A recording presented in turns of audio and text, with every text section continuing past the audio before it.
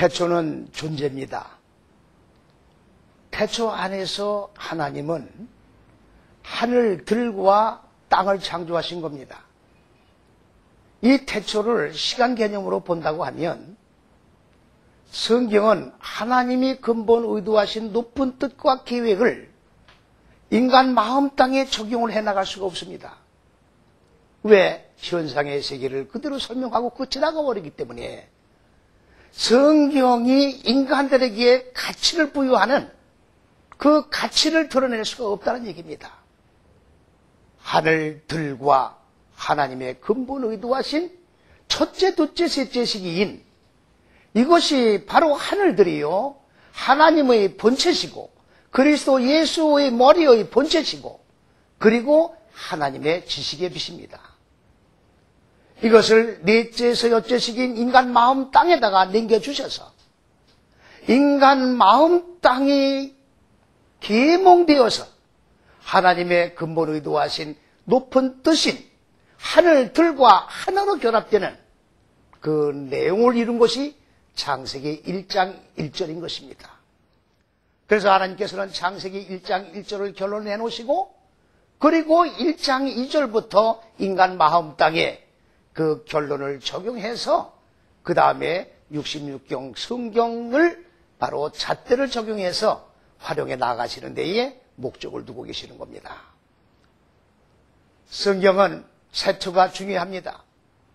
태초를 어떻게 푸느냐에 따라서 성경에 전개되어 나가는 모든 과정들이 현상적으로 풀어질 것이냐 아니면 내면의 영혼의 문제를 다루는 내용으로 풀어질 것이냐라고 하는 바로 중요한 그러한 기로점이 태초라고 하는 것을 우리는 기억을 해야 합니다.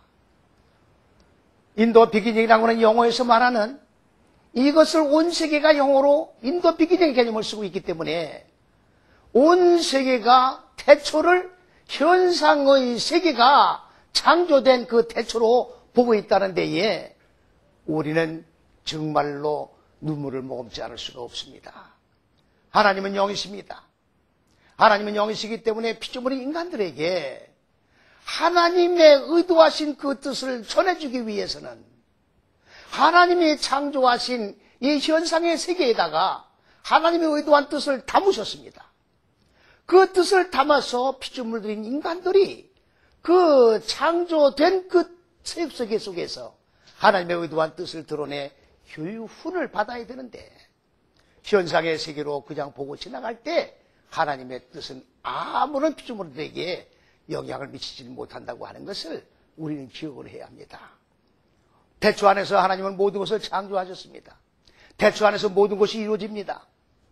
태초 안이 이렇게 중요한 것인데 바로 시간 개념으로 태초를 보고 지나가 버리는 한 인간들은 하나님의 형상으로 이끌어 올려질 수가 없다는 결론에 도달할 수밖에 없습니다.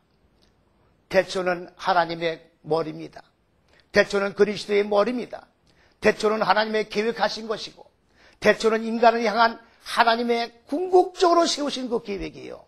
이 인간들의 마음 땅을 계몽하기 위하여 창세기 1장의 잣대를 6째 시기로 세워놓으셨다는 것을 우리는 기억을 해야 합니다.